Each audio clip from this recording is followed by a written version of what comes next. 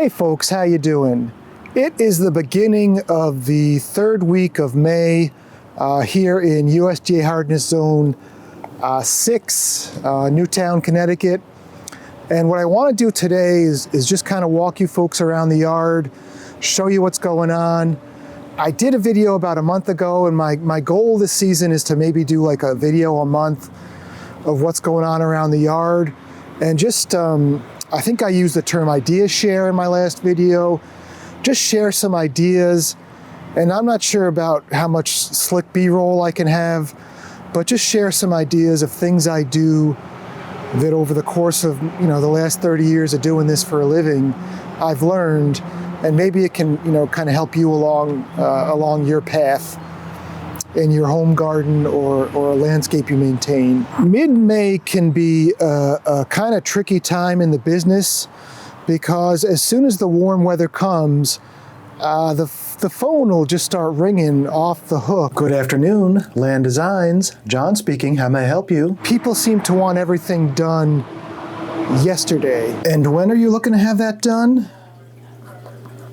Yesterday? And the other thing that's going on is, as far as getting the work done, we usually have, May is usually a pretty rainy month, which is good, we need it. But you're fighting the winter annual weeds that are coming up in your landscape. You've got a new batch of summer annual weeds coming up. I've got maple trees in my yard that are dropping seed pods. A lot of things are dropping seed pods or debris in the landscape. And it's almost like May is a month where you do the best you can, but you realize you're never going to get everything done. So I guess I just want to say my gardens aren't in peak shape and they're on the verge of getting out of control. But if I don't take a break and make this video, I never will. So let's go ahead and do that. I just want to take a moment to give you the last view of my, my elephant ears. And they are definitely extremely leggy. It's been a long, dark winter. Hopefully in the next few days I'll take them outside.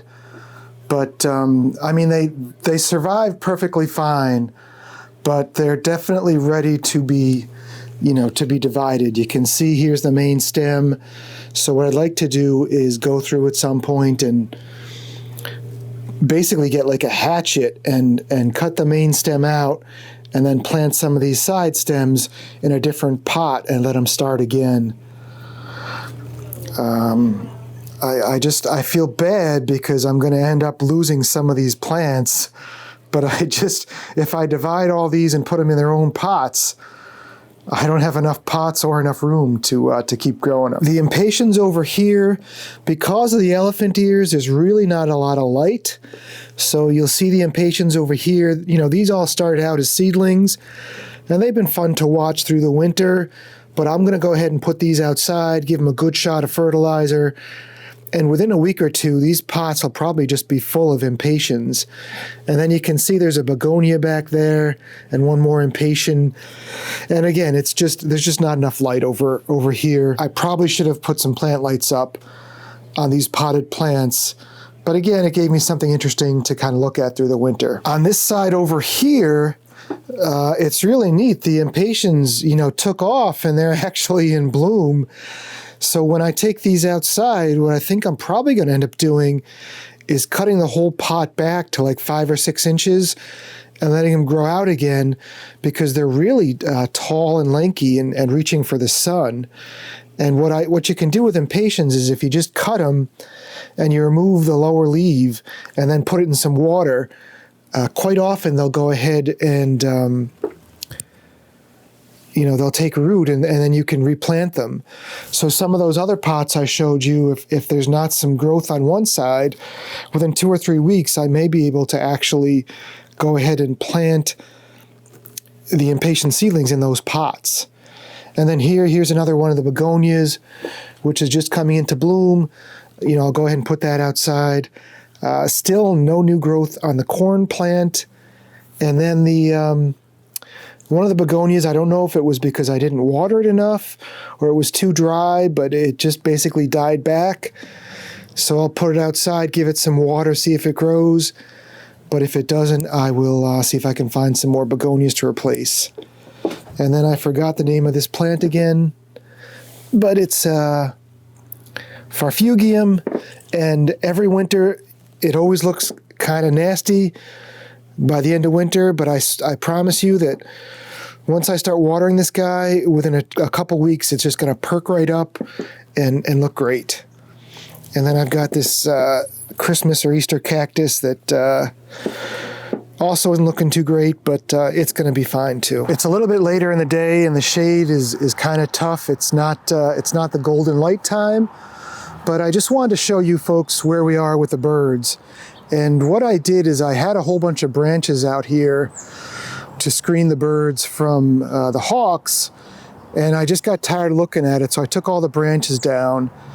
And then unfortunately, the hawks did get a couple birds last week. So I went out and bought 3 more of these. This is Viburnum dentatum, the arrowwood viburnum. It's a native, and it's going to be in bloom in probably another week or 2. So I bought 3 more, and I did edge out the bed here because I like things to be neat. But what I'm hoping to do is create enough of a kind of a shrub thicket here that the hawks decide not to make a try for the birds. And also what I did is I went and got some feeders to try to keep the birds feeding throughout the day. Birds, squirrels, chipmunks, pretty much everything in the neighborhood comes when I feed. So I went with 3 feeders because I'm a landscape designer. We always do things in 3s. And so this is where we are with the birds now. And I really do like this, and I did, there is a chair back there, and what I've been doing is I've been sitting back in that chair once in a while and just enjoying watching the birds that are brave enough to come, which for the most part are a couple chickadees will come, there's a tufted titmouse that comes, there's a couple chipmunks that'll come eat the seed if I'm over here. But I'll pretty much scare away. We've got some purple finches I've been seeing a lot of this year. They'll fly by but won't stop. A couple of the woodpeckers, I think they're downy woodpeckers, they haven't stopped. I keep a couple bird baths over here, which I usually try to clean and put fresh water in daily. And unfortunately, I haven't done it yet today. I fed the birds today, but I didn't have time to do the bird baths yet. But, they seem to appreciate the fresh water as well. Every once in a while I'll see a robin getting a bird bath, and I would love to be as happy as a robin in a bird bath. If you've ever seen one, they just really enjoy a good bath.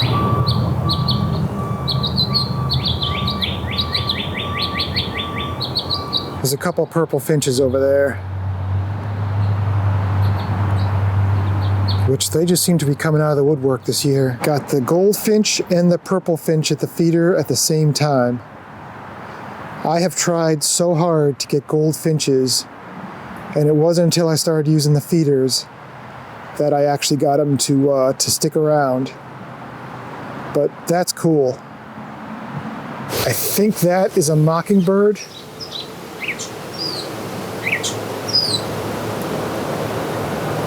I thought I've been hearing frogs in my trees the last few days,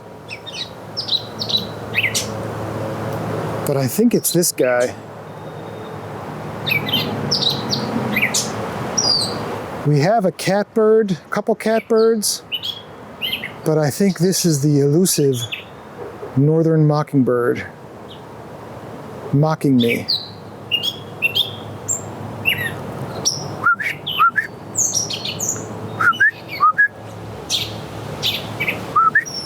I want to take a moment and just talk a little bit about planting grass, and more just about planting grass in the spring.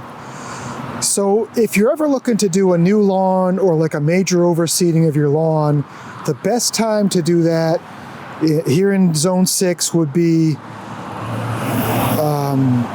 late August, early September, right before the rains come, late summer. You do whatever you need to do, or you plant a new lawn, and then the fall rains come and they kind of keep the grass going through the fall. You've got the cool winter, more rain in the spring, And then finally you'll come to summer when the grass is subjected to the heat and the drought. So the grass has the longest time possible to establish.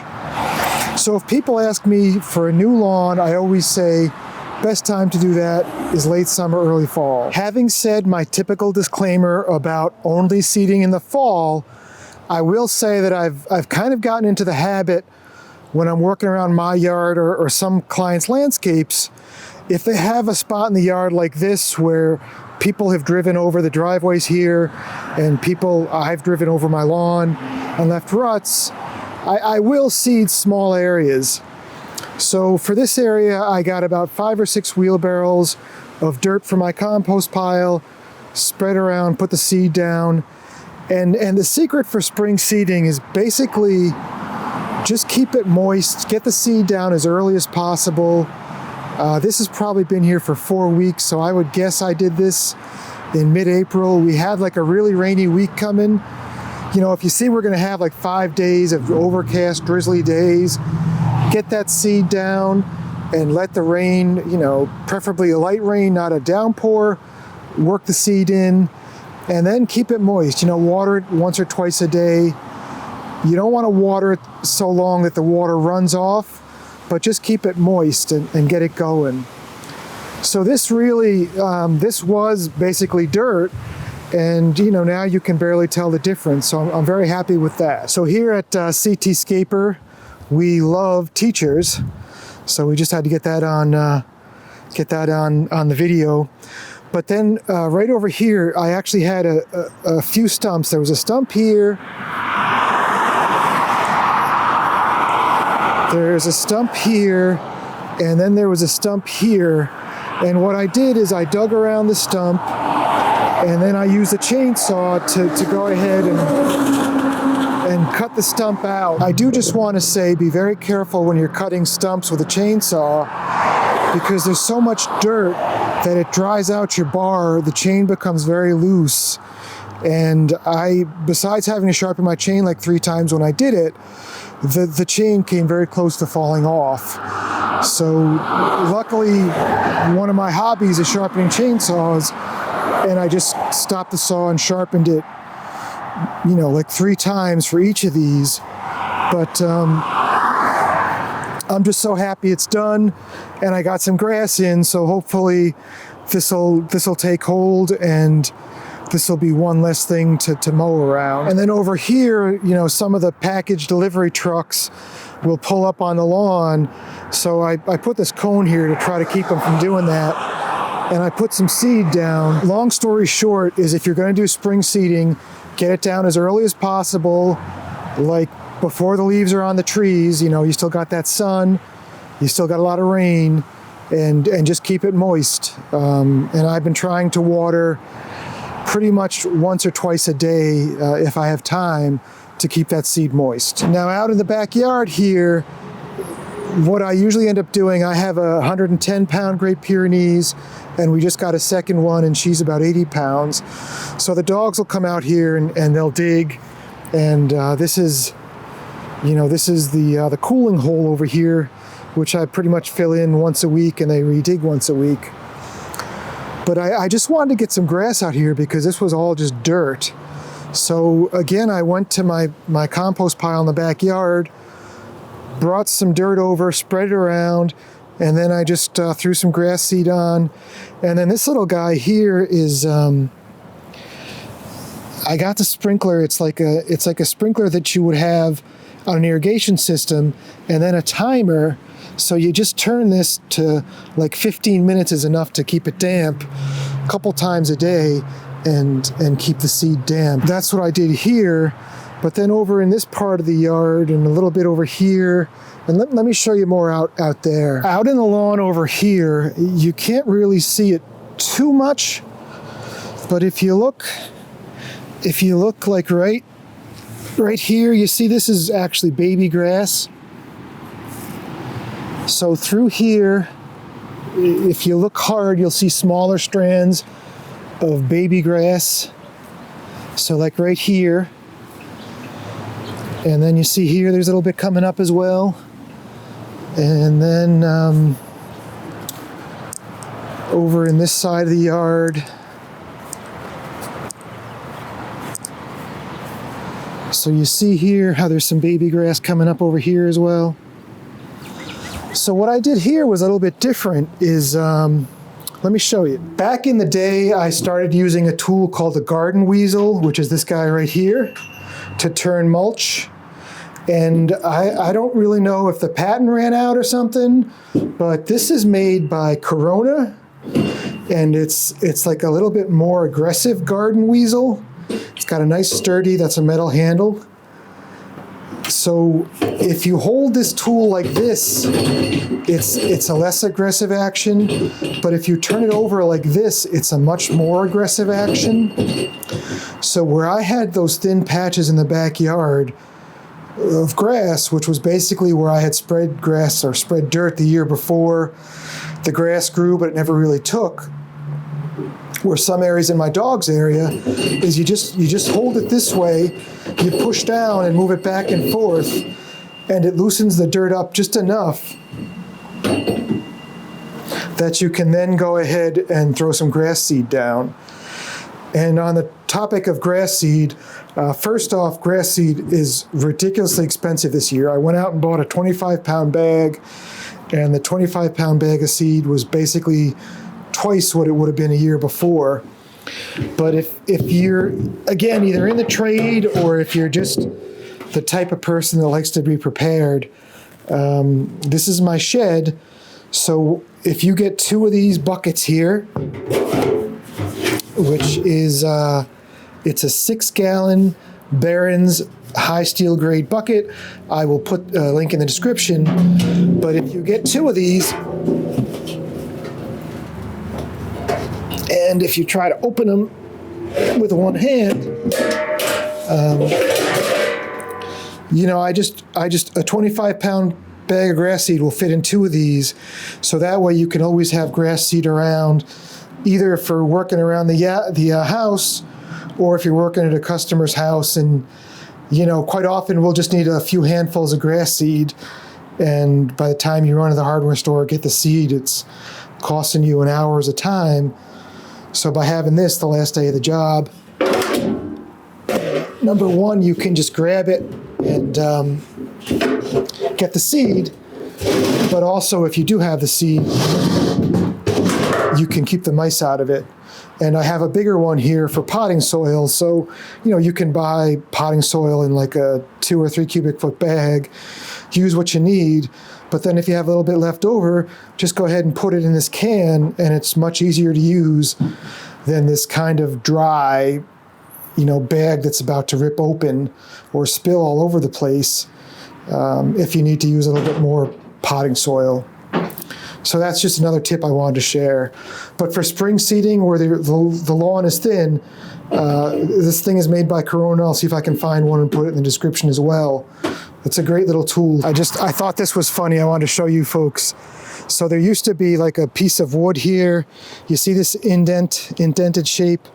We had like an old tree stump here. It was here for like 6 years. It rotted away to nothing. So I picked it up, threw it in the truck, and got rid of it. But the chipmunks had actually built their home. So this used to be, the day I took the stump away, I was like, oh geez, there's a chipmunk in there. So within like a day or 2, maybe 3, the chipmunk actually moved his hole over to here because this one was lower, so whenever it would rain, the water would go down the hole. So it just moved its hole over here. I thought that was pretty smart. All right, folks, the weather is changing. It's getting overcast and windy, so hopefully this thing on my microphone, which I believe they call a dead cat, hopefully the dead cat is going to muffle the sound a little bit.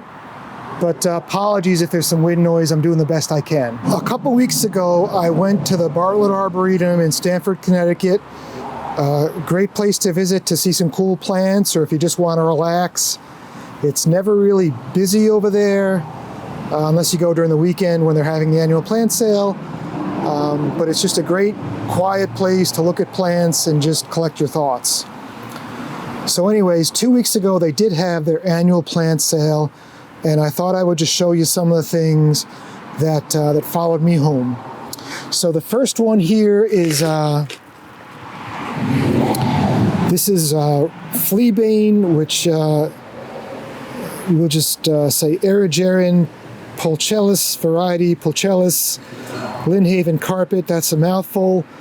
But this little fleabane looks like it's going to do great in like a hot, dry spot. So I have a spot over by the road that I want to put this, and there's the flowers. So I thought I'd give that a shot. I've never really grown fleabane before. I'm sure I learned what it was years ago. But I'll be honest, I certainly don't see it in the trade often. And then over here, what I got besides what looks like lamb's ears is this major wheeler honeysuckle. So this is a vine that's going to slowly grow up.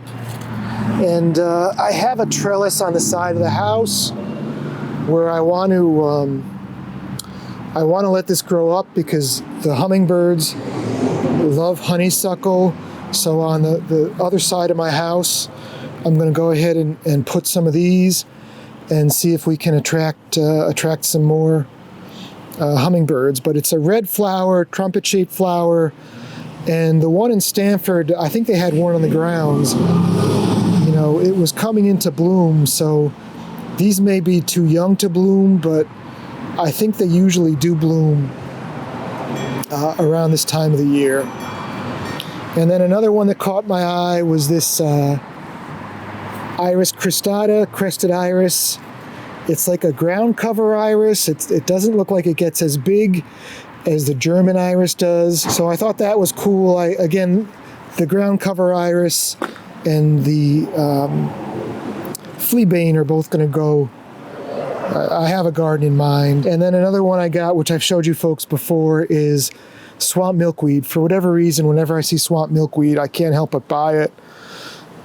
Basically because it's supposed to attract butterflies. Speaking of attracting butterflies, one thing I want to do this year is make like a butterfly mudding station. I haven't watched any videos on it, but I've seen video listings where people will take like a bird bath, put some sand in it, put some compost in it, and a little bit of water to give the butterflies somewhere to get a drink and do whatever mudding is.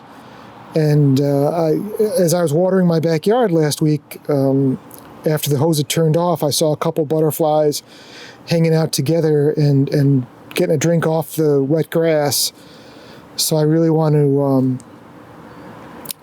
do some research and do something to give them a place to drink, because I think with wildlife, basically the secret is to just give them food, give them water, and they'll come. It really is that simple.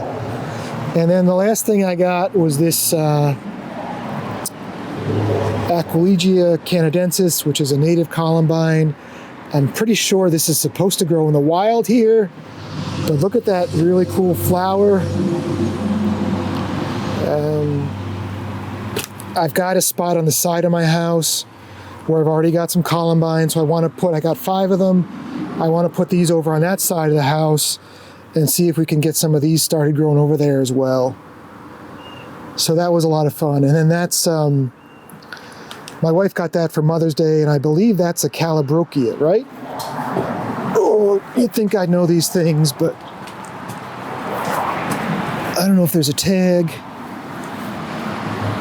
Calabrochia is something that became fashionable after my time in school, but I'm pretty sure this is a Calabrochia. It looks just like a petunia, but the flowers are smaller, and it's like an ever blooming, like it never stops blooming. So if it ever gets, is it better in the sun? Is that better? If it ever starts to look, not good, you just cut it back hard, give it some fertilizer, and it'll bounce right back. But Calabrochia. Back here is my compost pile, my dirt pile. Whenever I'm working in the gardens, I just, this used to go farther this way, And so the farther you get, the more broken down it is. And then the newer stuff goes on that end, and then every once in a while I get a machine and push all the stuff together. And so you'll see here I've got a little bit of sod. This would be the sod I dug out around the bird feeders. A little bit more sod. I've got a little bit of ash. You know, there's a little bit of bark from splitting wood. But this is your best source of soil. Just let it sit for a long time, like 3 or 4 years. And once you let the stuff go for 3 or 4 years, start where it's the oldest, and it's going to be your best source of soil. And I try not to put sticks in this pile per se, but a little bit of bark or, a few sticks. When I use this soil, I'll end up picking stuff out, like I obviously have some sticks in here, but all this stuff eventually breaks down, and it's just the best soil. So all the grass seed I showed you was with this soil, and if I'm planting and I need soil for something, I'll just come back here and grab it, and it's got some leaves in there as well. If I'm cleaning up leaves in the area, I blow the leaves towards the pile and try to leave them on top, so that'll leave it nice and damp on the inside. It'll kind of lock the moisture in, and the earthworms love it under there. But if you don't have a compost pile like this, I highly recommend finding a place in your yard and starting one. And I also, at one point I was talking to somebody, and our town has like a composting operation where you can drive your stuff to the town and compost it. But whenever we have food that goes bad in the kitchen, just vegetables, not meats or anything, but bad bananas or fruits, I'll just come out and throw them on the pile as well. I thought maybe there'd be some over here. And that also just, keeps the organic matter up. But best soil in the yard is going to be here. And quite often when I'm working at people's houses, if I need just a wheelbarrow or two of soil, I'll just go in the woods and see where they've been blowing leaves, or their lawn service has been blowing leaves. Dig to the bottom of the pile, and that's where you're going to find the best soil. I've seen where people have 3 different bins, and you'll turn the bin, 1 year, you'll start with it in one bin, and then you'll turn it to the next bin, and then you'll finally move it to the last bin. And so I don't really have a system here. I just dump whatever I have in here, but it's not all green stuff, it's not all dry stuff. But you really don't need to be that fancy. It's organic stuff. It's going to break down. So just try to turn the pile once in a while. Try to have a good mix of green stuff and dry stuff. And I always have a little bit of grass edgings. And it's gonna work out, and it's gonna be really beautiful soil. And the only thing I will say is maybe your yard doesn't have enough room for this, and that's okay. But if you have a large enough yard where you can make a pile like this, well away from the house, in case it ever, has a lot of green stuff and starts to smell, and I know, woodland creatures like to visit, just start a pile, man. You're gonna have beautiful soil. Folks, now's as good a time as any to explain to you how I keep track of the names of the plants in my yard. And there are some plants that I just know because they're favorite plants of mine or something special about them. But a lot of them I forget. So all I do is I just keep a Ziploc bag in the garage. And whenever I buy something, I just take one of the labels, put it in the bag, and then I just make sure to never throw it out in the future. And then when I'm doing a video like this, I'll go through and see if I can find the name of what things are. And I know people have much better systems for organizing than that. For me, it's efficient enough. And I'll be honest, I really would love to find an economical way to label the plants that doesn't make it, look, like a bunch of random sticks around the yard, because I think it would just be cool and it would help me to remember better. But for now, I guess I just want to say that just get a big baggie, When you plant something, put them in the baggie, clean the tag off, put them in the baggie, and then it'll take a few minutes to go through and find the tag. But as you read the other tags, you'll be remembered of what else is in your garden too. So it's not all that bad. Okay, so continuing on with our theme of we love teachers, and we also love when lawn signs are inside the beds so we don't have to move them every time we mow the lawn. We're going to come back to the front of the house here and start our tour. And the first thing I'd like you to notice is how I do run the edger along the bed lines pretty much weekly, maybe every 2 weeks at the most at this time of the year. I'm mowing the lawns so tall that after a week or so it just looks shaggy anyways. But just notice how neat the edge looks. And the other thing I wanted to mention was, I've gotten to the point in life where I don't try to mow the lawn, weed whack the lawn, and blow the driveway off all the same day. I mean, I suppose I could if I had to, but I'll usually just hit the lawn one task at a time. So mowing, I'll just sit on my 62-inch mower and mow it. But when it comes to doing the edges with the weed whacker, I'll usually do a battery's worth on my weed whacker. I have a battery-powered weed whacker. Do what I can. I'll come back, another time for that. And then I do have a trim mower for the backyard where the fence is, and along the road we have one bank. So, I just kind of try to keep up with it, but I don't try to do it all at once because that makes it not fun. And we try to keep things fun. So over here in the front, I've still got some pansies in bloom. And if I had time, I'd get down on my knees and I would just go through and deadhead the ones that have already flowered. And it can be tricky sometimes to tell the difference. But if you see they've got a little poof to them, that's usually the flower coming. And then, this one is still in bloom, but it's almost gone. But the ones that have already bloomed, usually they look more ratty, for lack of a better term. And this is very low on my list of tasks.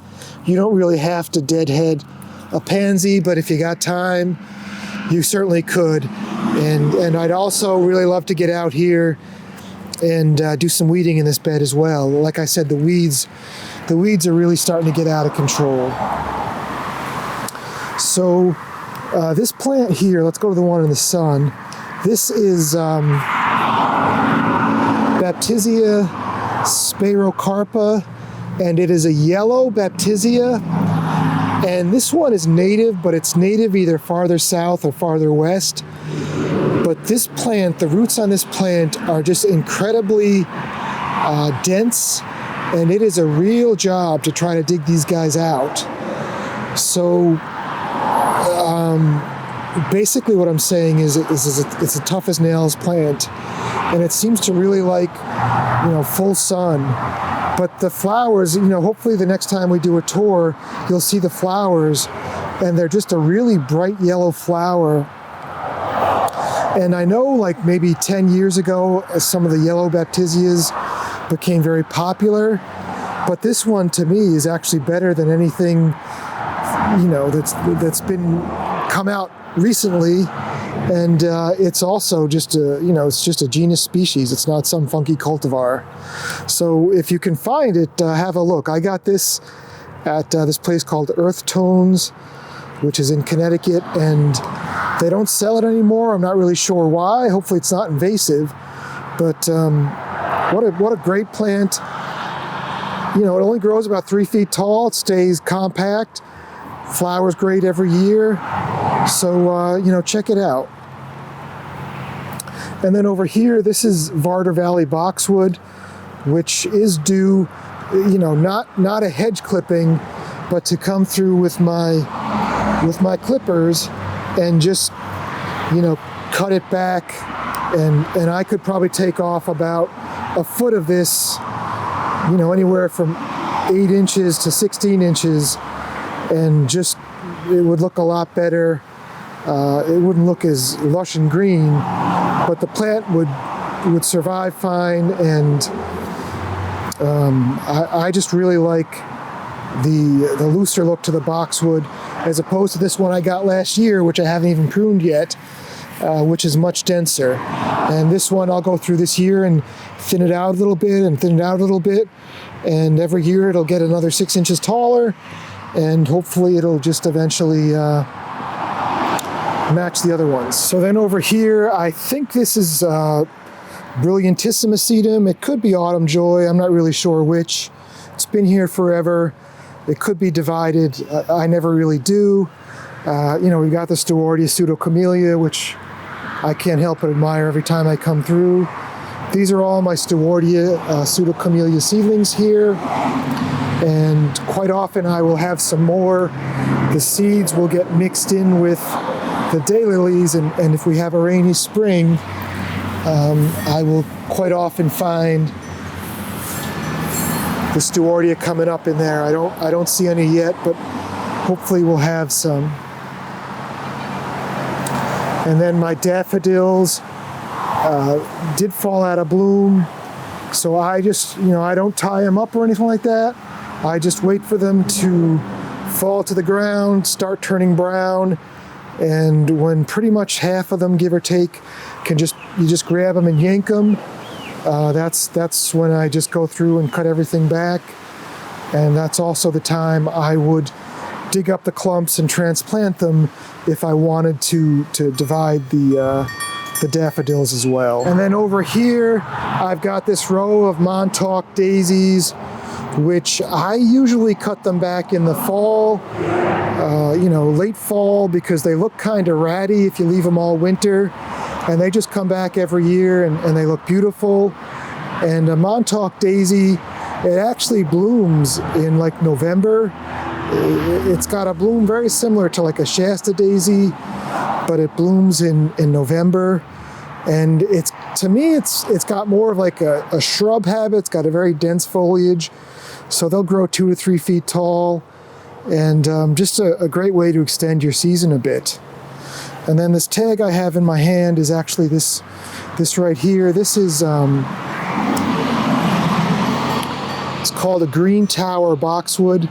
Right back here. These have been here for a couple of years, and I had, this is like the third different plant I've tried in front of the house, but I think the Green Tower boxwood, should do it, where I just wanted something that's going to stay below the window and,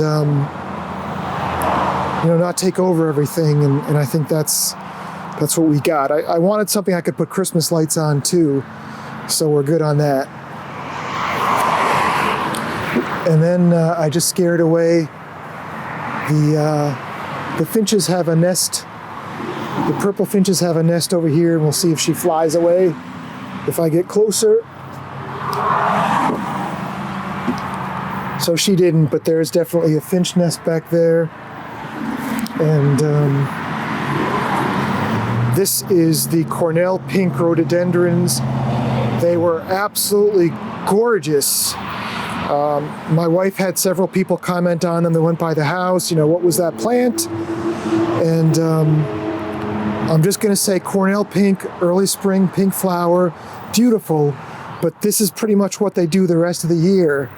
So, I wouldn't recommend putting them like where I put them. I try to put them a little farther away from the front of the house or in a shrub border, but they're absolutely gorgeous in bloom. And then, I think I mentioned last time, this is a PG hydrangea, Hydrangea paniculata, and I cut it back severely a few years ago, but notice how there's new buds coming all along, even the thick wood, on this PG hydrangea. So don't be afraid to be aggressive when you're pruning your PG hydrangeas. They're gonna grow back. And then over here, this is really cool. This is a Hartledge wine Calycanthus, and this is one of those plants that unless you stumble on it in the nursery, or you're a regular viewer of the Cityscaper channel, you're not going to even know it exists.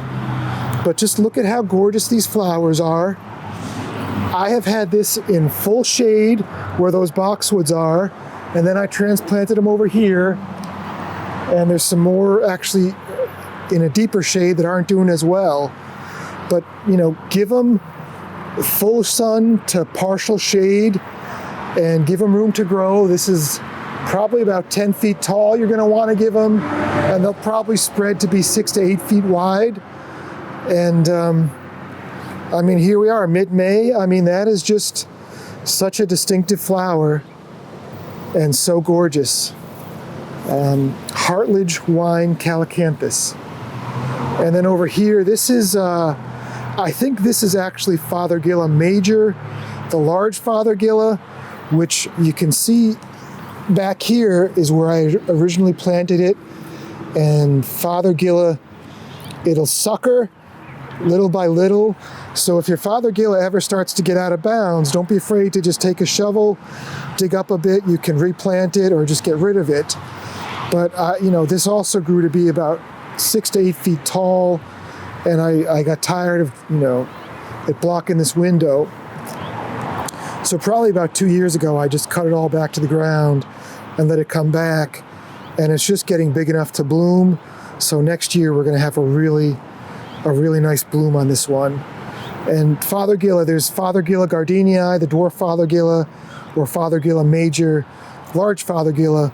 Both of them have really nice fall color as well. So you'll get these bottle brush flowers, which, you know, right now it's mid-May. Again, something interesting and different. And then in the fall, you get that really nice fall color. And then over here, this is a Newport Blue boxwood, which I have selectively pruned. This boxwood is probably 15 years old. I grew it as a 2-gallon container, and I probably moved it one time.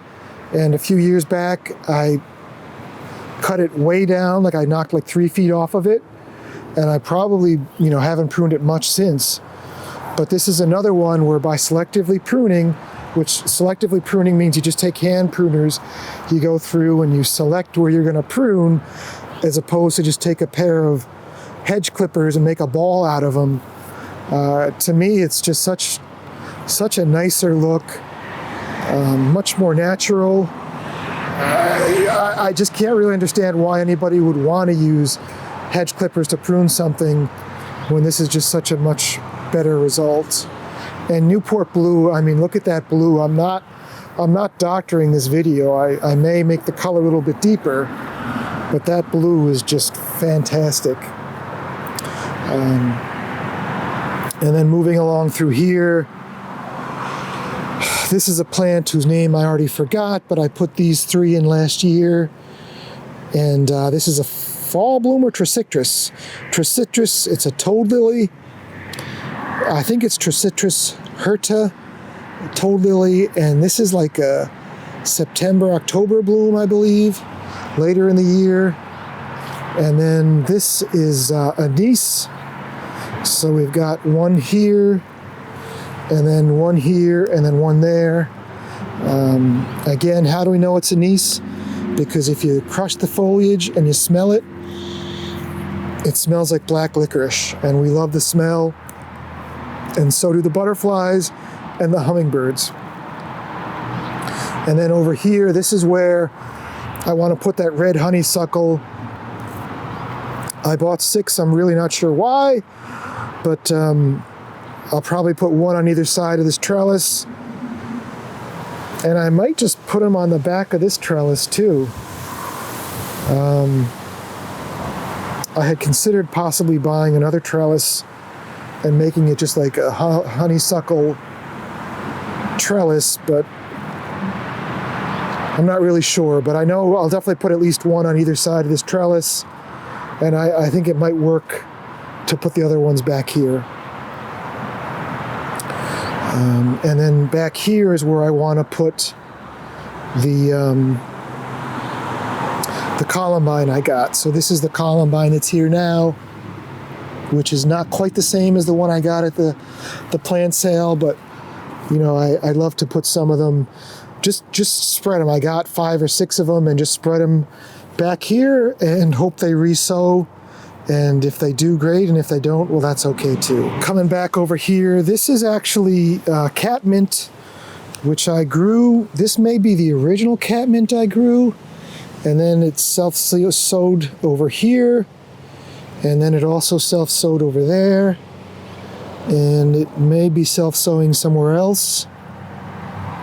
But you know, the weeds are starting to come up. I gotta be careful to get the weeds before it's too late. This is Monarda, and I forget the cultivar. I'll see if I can find it, but it's a red. It grows about 3 feet tall.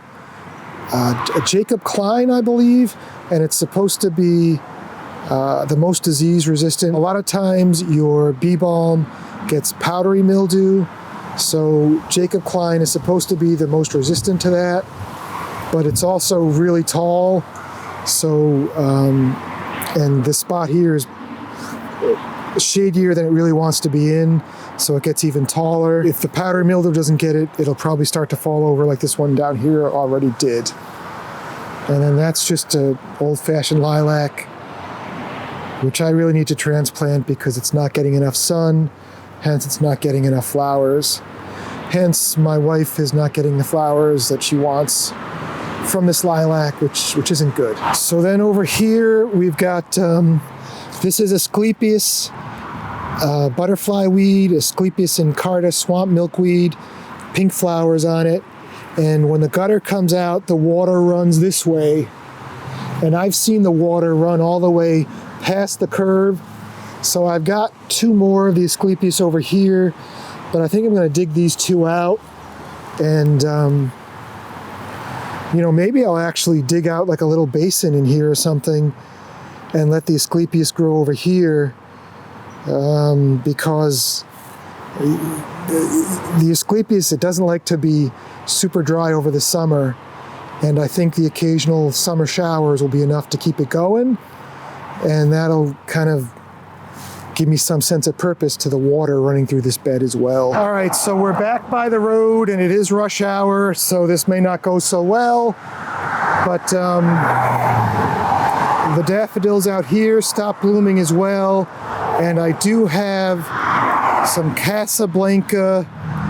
I'm not sure if it was an Asiatic lily or an Oriental lily, but I have some summer blooming lilies, not daylilies. Should grow to be 3 to 4 feet high with a white bloom. You know, really do a nice job of giving me something else going on over here. And then this over here, this is definitely a spirea, but it's something that was planted years ago. It's not really planted very often anymore. So I'd have to look up what it is. I'll see if I can figure out what the heck this is and put the label here, because you might actually see it when you're around older homes. Okay, and then moving along here, I did show you folks the flowering peas, which came with the house. This is not a modern cultivar. They just keep growing. And then these are my German iris, my bearded iris, which will probably be in bloom in less than a week. So that should be fun to see. And then through here, this is actually another butterfly weed. I'm not really sure which one, but this started growing all by itself in this bed, and I've decided to kind of just let it go because the butterflies like it. And I may thin it out a bit, if it starts growing under stuff. But for the most part, we'll just leave it and see if we can attract some more butterflies. This is a mock orange. It's Philadelphus coronarius, I think, and it's a double one, so that's going to be in bloom soon. But what I'd like to do is get what's known as a popcorn viburnum, which is a double file viburnum, which I have in the backyard. I'll show you. But rather than having flat flowers, popcorn has round flowers, and I think that's pretty cool. And I also want you to appreciate, you see how the sun is over here, but yet as I'm standing here, there's a shadow coming this way because the light is reflecting off of the windows. I don't know. That's pretty cool to me. This is my tree peony. Last year I had like 8 or 9 flowers, and this year I've only got 3, and I will admit I pruned it pretty hard last year after it bloomed. So maybe I need to do some more studying on how to prune a tree peony. Dawn redwood. Can't say enough about this tree. Love it. And then this is some kind of geranium, which the name will come to me as soon as I finish making the video. It's a very popular one. This one's got a very fragrant foliage as well.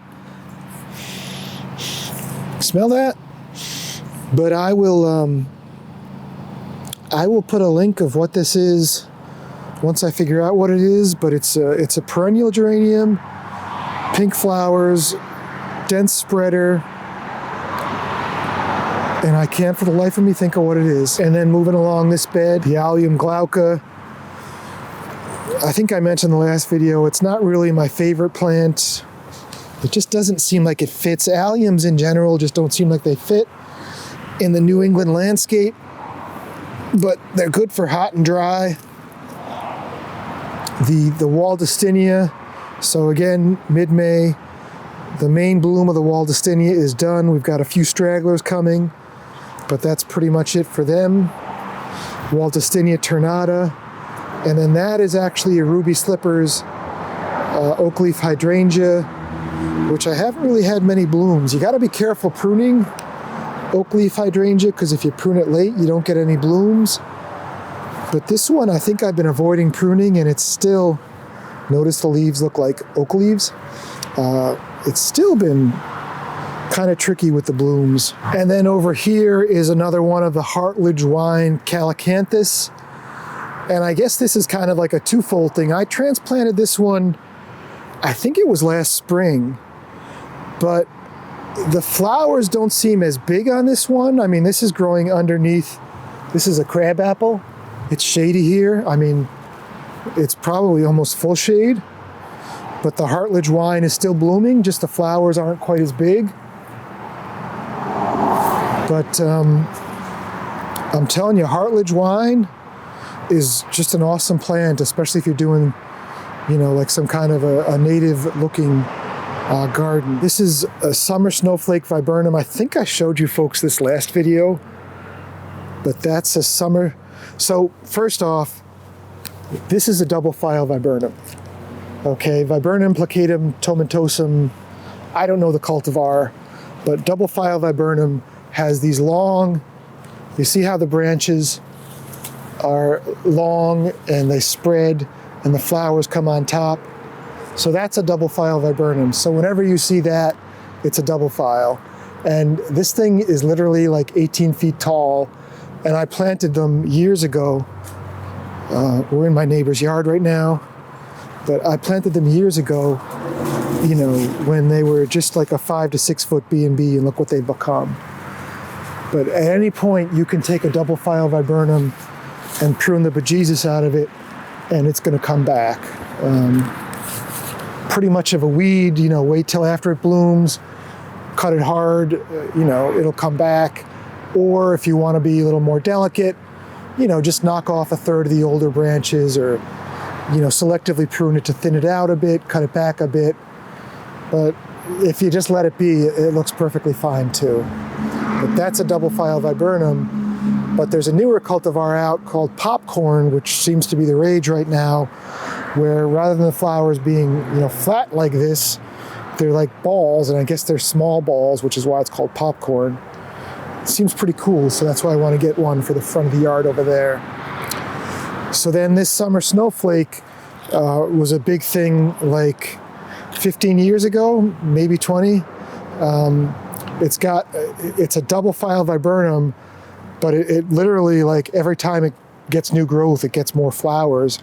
But this one grows more upright. You've still got the flowers being horizontal, but it's more of an upright grower.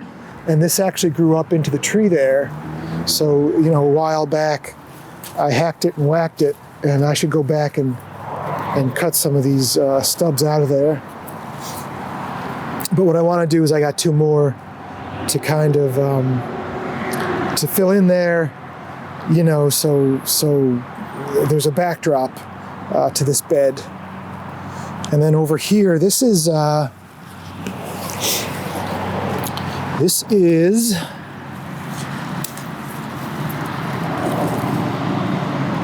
Viburnum X Burkwoodii Mohawk.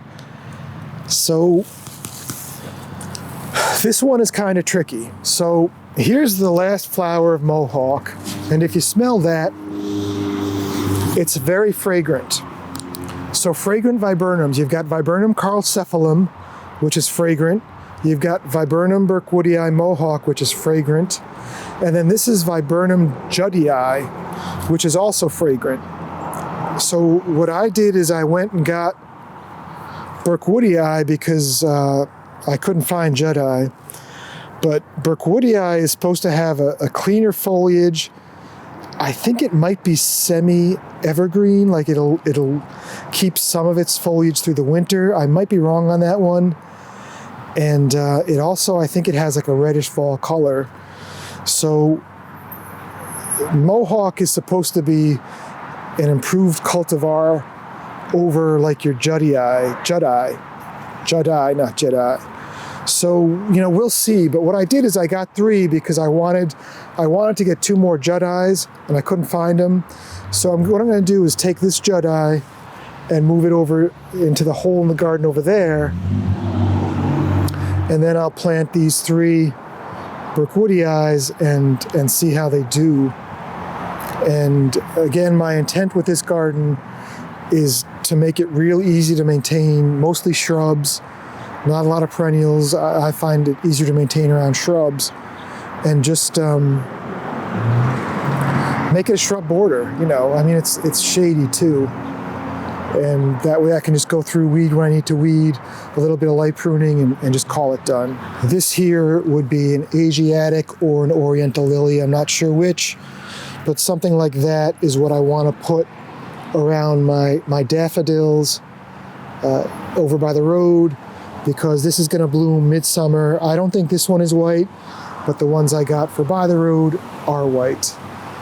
And then back here, this is a shrub called Itea virginica, which blooms, I think it's going to come into bloom late May, early June. Bottle brush white flowers, deep red fall color, compact habit. But Itea, you know, once it's been somewhere for about 8 to 10 years, you'll notice the tips start to kind of get dead, and there's some dieback in the shrub. So I did go through and cut the whole perimeter of this shrub back like 3 to 4 feet. You see, these are all suckers. These are suckers here too. And it's going to grow back, and I almost wonder if I should have just pruned the whole shrub.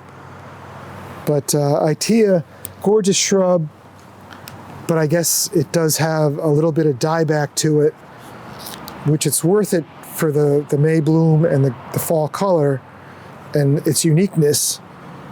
But just be aware that after, I'm going to say 5 to 8 years, you're going to have to cut it back pretty heavy.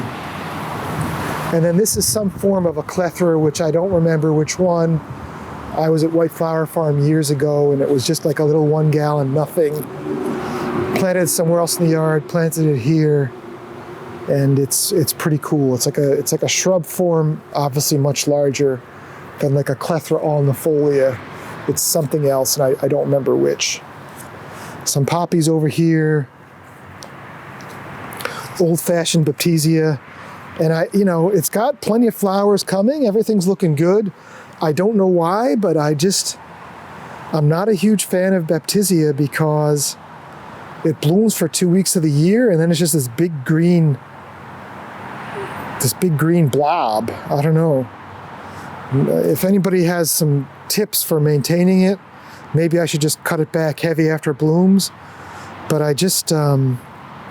Baptisia australis, I'm not sure which one.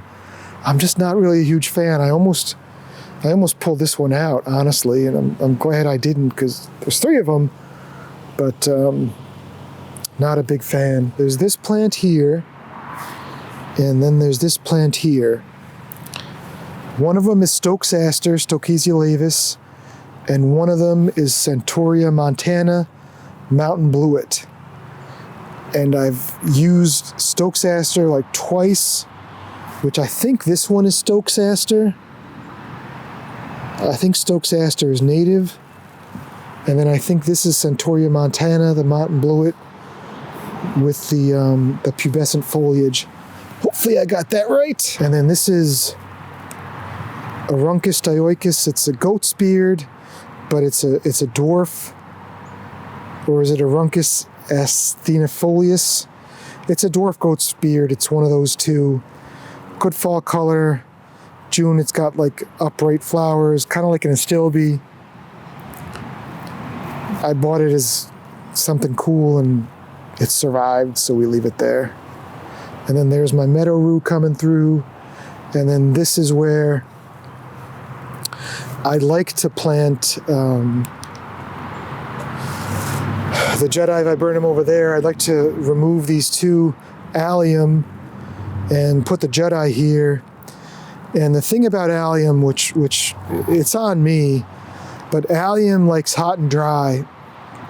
And while I am in the backyard where it's dry, I'm not giving it hot and full sun. So it's not really thriving here. And again, this just doesn't look natural to me.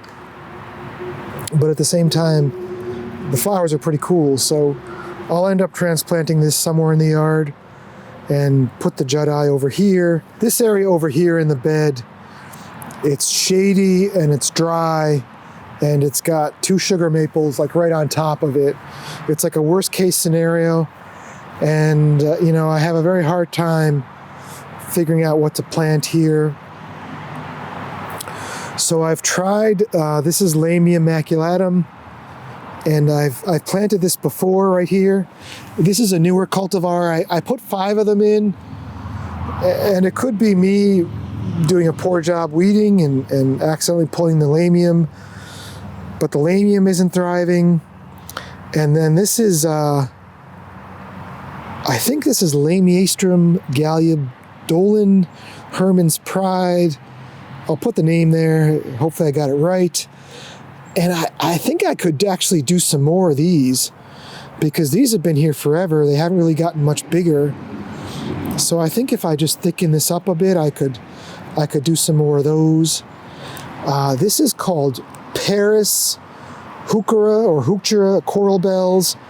And I had more of them, but just the fact that there's still more here, you know, I could go to the nursery and buy some more of these and thicken that up as well.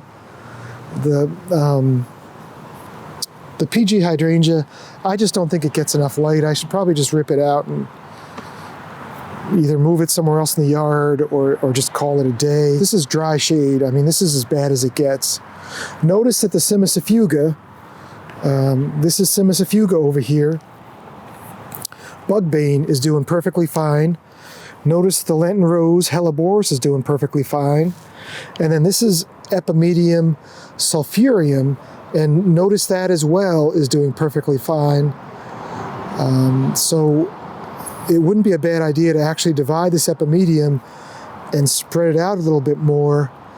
Maybe do some more of the Herman's Pride, maybe some more of the Paris, Heuchera, move the Jedi, and just maybe a couple other perennials. Just really bulletproof, dry shade perennials for this corner. And we'll see if I ever get to that or not. All right, and then we already came back and looked at the bird feeders, the daffodils. You know, have daffodil. Oh, look at this guy. See this?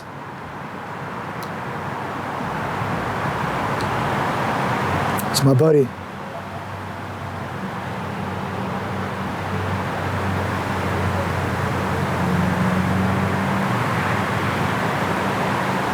These daffodils are definitely due to be divided. So when the foliage starts to dry out, dig up the whole clump, and then you just put back 3 to 5 bulbs where they were and move the other ones around the garden, give them away, put them on the compost pile. There's a lot of bulbs in here. There is a lot of bulbs in here. So I could have a lot more if I wanted. And then right here, this is, I believe this is Leucothoe axillaris. I'm not sure the cultivar, but here we are. It's May and it's just coming into bloom. I think the sparrows have some nests under here. Quite often when I walk by, I will, I'll see a sparrow fly away. And I really like the Kothui because it's got that more organic. I mean, maybe just for me, you know, the reason I don't like the Allium glaucum is because it's very rigid, and I like a more loosey-goosey flow to my gardens. But you know, this little Kothui could use a major pruning, and the best time to do it would probably be after it bloomed. So maybe I'll go through and very carefully, you know, just thin this out and bring the whole shrub back 18 inches to 2 feet, and it'll grow back and it'll be perfectly fine.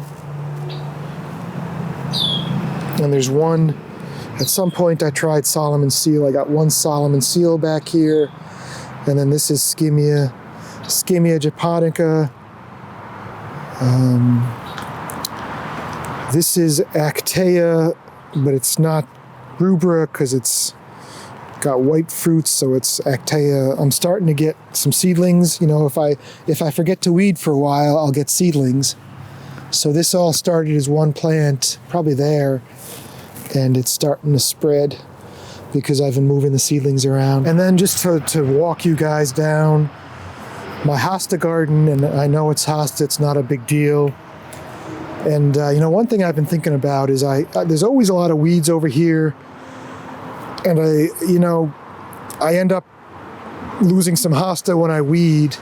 So my thought this year was, you know, maybe what I'll do is I'll transplant some of these hosta and maybe blend them over here a little bit more where I've already got them, and then maybe I'll get some larger hosta that'll just make it so dense in here that the weeds get no light, you know, like on either side of the walkway. Just get a larger hosta, like, let me show you. A couple of years ago I went and got these nice blue ones, you know, so I could probably almost divide these, but I left a path here because I thought I'd be walking through here once in a while, but I'd like to divide these and fill this path, and then maybe just get some more hosta and fill in over there as well, because weeding is a pain. And then through here, this is a dwarf. It's a dwarf. I've been big on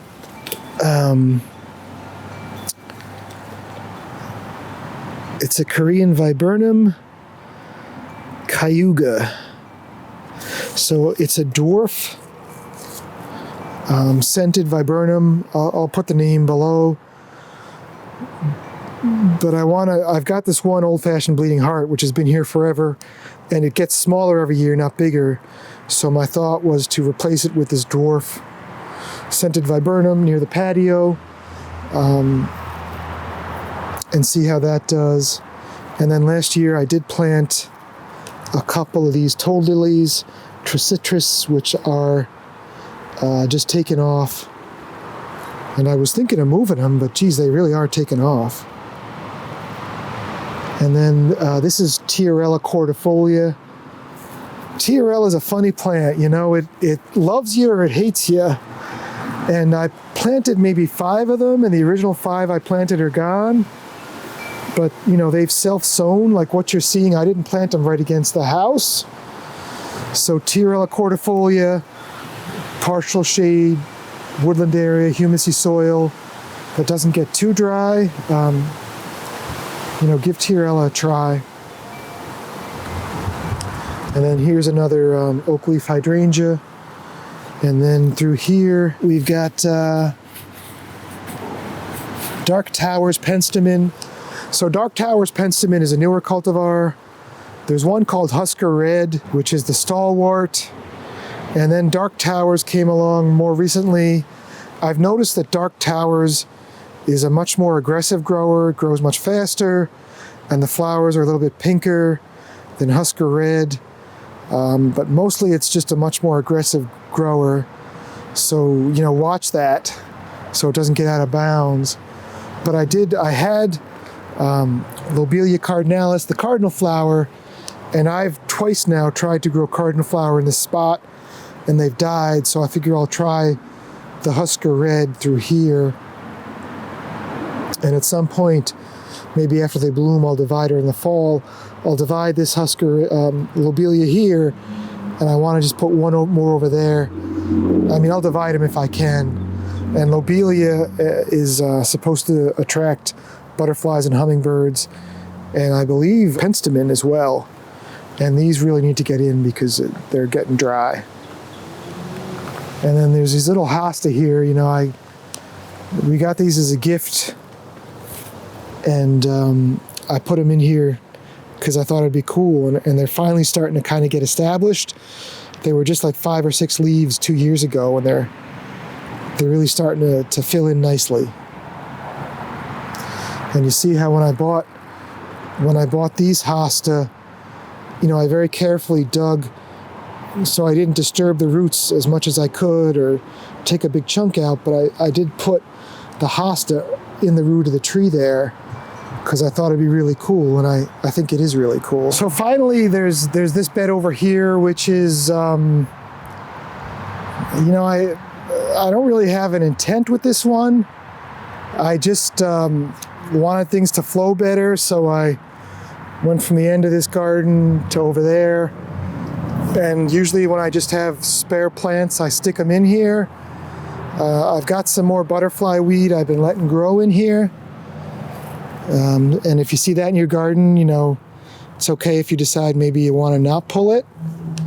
There is some toad lily over here. Yep.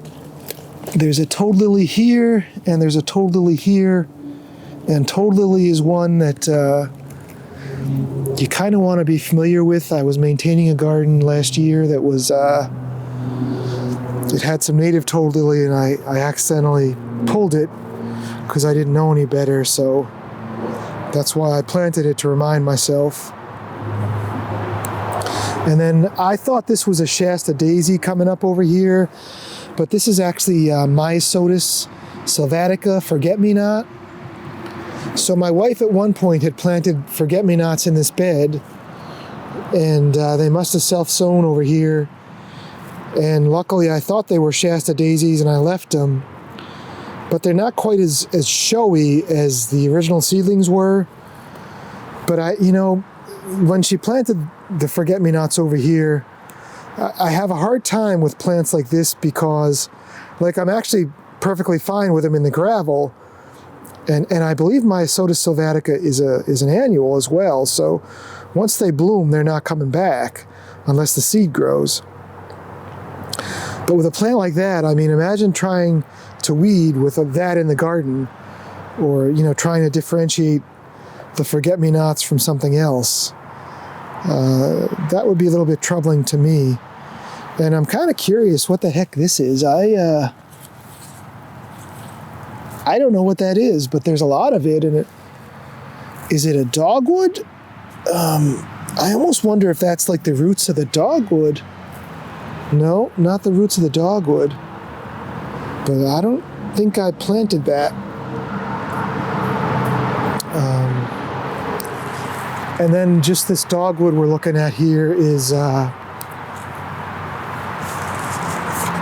this is Cherokee Princess. So this has been here for probably 3 or 4 years. I bought this dogwood. Let's see if it's better with the sun at our back. I bought this dogwood for a job, and it turned out we didn't really need it. So I just brought it home and planted it, and it's kind of lingered. It's survived, but it hasn't thrived. And I'm hoping that maybe now that it's got a little more roots and is established, it's going to grow better. But this is, are you seeing that? I got the sun. This is Cherokee Princess dogwood. And so that, I believe, is Cornus florida, right? Yeah, so there's the flowers. I mean, that's a pretty good sized flower. It looks pretty clean. And hopefully that will have, you know, the little berries there, little fruits there that the birds will eat. And then at some point I do want to, you know, I brought some stepping stones home last year, but they were rectangular, not squares, and the opinion of the house seemed to be squares would be better. But I'd like to get some bluestone stepping stones, 6 or 7, and work that through here to give a sense of purpose. This is a lamb's ear, but it's not lamb's ear that spreads with the foliage that's soft. It's got an upright flower that's pink, about this tall, and I can't think of the name of it at the moment. And then this is the same plant that I couldn't think of the name of, by the Dawn Redwood. And then this is, this could be May Night Salvia. I mean, it's salvia. I don't really know which one, but it could be May Night. I know that was a big one. It's one of my favorites there, and there's a couple there as well. And there's one there too. And I don't know why I'm having such a hard time with this geranium, but we'll figure it out. And then this bed over here, which is gonna be, you know, a work in progress pretty much forever. I really need to get out. You know, I use a propane torch on a damp morning just to knock the grass back, and I really need to get out and do that some more because the grass is coming back. But I was at a nursery and I did purchase winter hazel, Corylopsis spicata. So this grows to be like 6 to 8 feet tall, 6 to 8 feet wide. It's got a spreading habit. It was actually in bloom, which would have probably been late April. It was just cool, so I picked some up. So hopefully I'll find a spot around here somewhere to put it. And then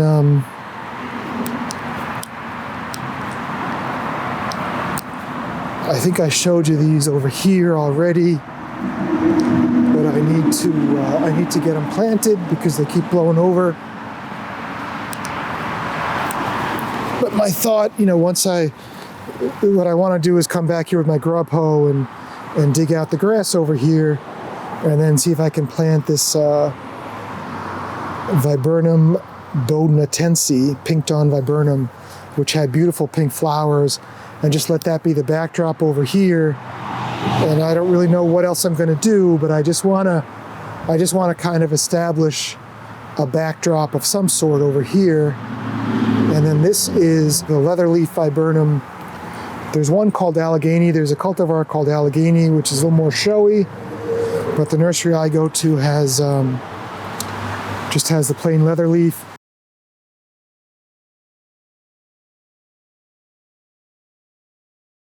So leatherleaf viburnum, I always say this every time we do garden talks.